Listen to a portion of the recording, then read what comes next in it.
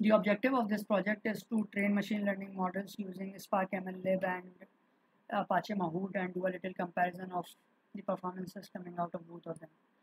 तो सबसे पहले हमने Spark MLlib यूज़ किया है. We have used PySpark because it allows us to use Python programming language to implement Spark MLlib and their methods. We have used Docker because ये हमें allow करता है कि हम पहले से बिल्ड इमेजेस यूज़ करते हुए सेटअप्स क्रिएट कर लें. हमें हर सेटअप को बिल्कुल स्टार्ट से इनिशिएट करने की ज़रूरत ना हो या बिल्ड करने की ज़रूरत ना हो. हमने जुपिटर लैब यूज़ किया because it allows interactive programming. सबसे पहले हमने डॉकर डीमन स्टार्ट किया. उसके बाद हमने ये एक इमेज पुल की जो कि डॉकर हब पे अवेलेबल है. This image is based on Jupyter lab and it contains all the dependencies of Spark. Image pull करने के बाद हमने एक कंटेनर बिल्ड किया जिसमें हमने अपने लोकल डायरेक्टरी को कंटेनर डायरेक्टरी से अलाइन करवाया ताकि हम डाटा को परसिस्ट कर सकें. हमने पोर्ट असाइन की जहाँ पे हम जुपिटर लैब को रन कराना चाहते हैं. जब हमने ये कंटेनर रन किया तो अब हम जुपिटर लैब को एक्सेस कर सकते हैं. हमने जुपिटर लैब को एक्सेस किया और सबसे पहले एक टेस्ट स्पार्क रन हमने चलाने की कोशिश की जिसमें हमने बेसिक से स्पार्क मेथड्स को यूज़ करके मेक श्योर किया कि हमारा डाटा जो है, हमारा जो सेटअप है वो बिल्कुल सही वर्क कर रहा है.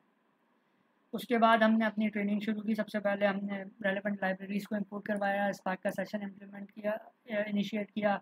हमने train and test data set को लोड किया.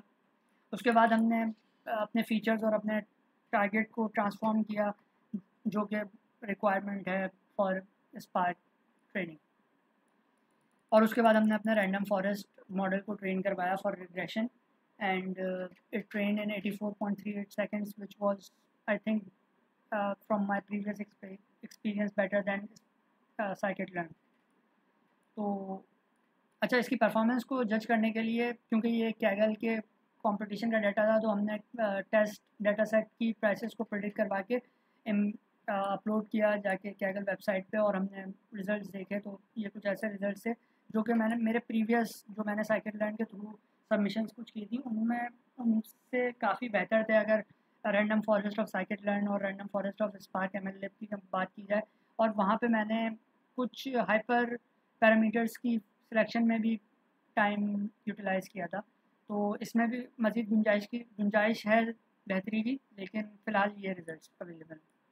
उसके बाद मैंने सेम प्रोसेस को रिपीट किया ग्रेडियंट बूस्टिंग रिग्रेसर के लिए और उसका RMSE थोड़ा ज़्यादा आया कंपेयर अगर हम उसे कंपेयर करें रैंडम फॉरेस्ट से, लेकिन तकरीबन बराबर. और टाइम टेकिंग भी जो ज़्यादा थी वो ग्रेडियंट बूस्टिंग की थी. तो इस केस में random forest was a winner. उसके बाद हमने अपाचे महूट को यूज़ किया. अपाचे महूट भी मशीन लर्निंग में हेल्प करता है with layer of map reduce. और हमने ज़ैपलिन यूज़ की instead of Jupiter because it also provides us the availability of interactive programming. तो सबसे पहले हमने ये एक इमेज पुल की जो कि और पहले की तरह ज़ैपलिन पे बेस करती है और इसके अंदर सारी डिपेंडेंसीज मौजूद हैं अपाचे महूट की. इमेज पुल करने के बाद हमने कंटेनर क्रिएट किया. ये स्टेप पिछले स्टेप से फेमिलियर ही है. उसके बाद हमने अपने क्रिएटेड कंटेनर में बैशिंग किया और ज़ैपलिन को स्टार्ट किया using the commands given in the documentation of Zeppelin and Apache Mahout. अच्छा, इसका इंटरफेस भी ज़ैपलिन का काफ़ी मिलता जुलता था जुपिटर लैब से, तो हमें इतना मुश्किल पेश नहीं आई इसमें. OLS की एक ट्रेनिंग एग्जाम्पल को हमने रेप्लिकेट करने की कोशिश की. एक नई नोटबुक क्रिएट की. उसके बाद हमने कुछ रेलेवेंट मॉड्यूल्स को इंपोर्ट करवाया और एक एग्जाम्पल डाटा सेट क्रिएट किया. उसके बाद हमने डाटा सेट को स्प्लिट किया between features and targets and we trained using OLS ordinary least square regression. तो हमारे पास ये रिजल्ट्स इसके काफ़ी फास्ट था ये क्योंकि OLS is much faster than other machine learning models. अच्छा, ज़ैपलिन में किसी वजह से मैं अपना लोकल डाटा अपलोड नहीं कर पा रहा था कंटेनर में. आई don't know what was the reason but I tried another approach and I used another image from Docker hub that does not have any notebook or something to show or with a front end, but I use CLI for this. तो मैंने सबसे पहले image को import करवाया और container run किया. उसके बाद मैंने अपने डाटा सेट को कॉपी किया into the container from my Windows directory, and I initiated a Spark session just like that, just like I did in my Spark MLlib session.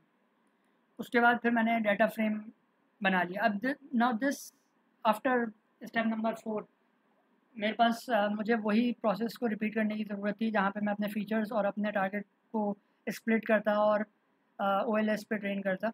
लेकिन किसी वजह से I was not able to do that. I don't know because हम मैं ये क्यों नहीं कर सका.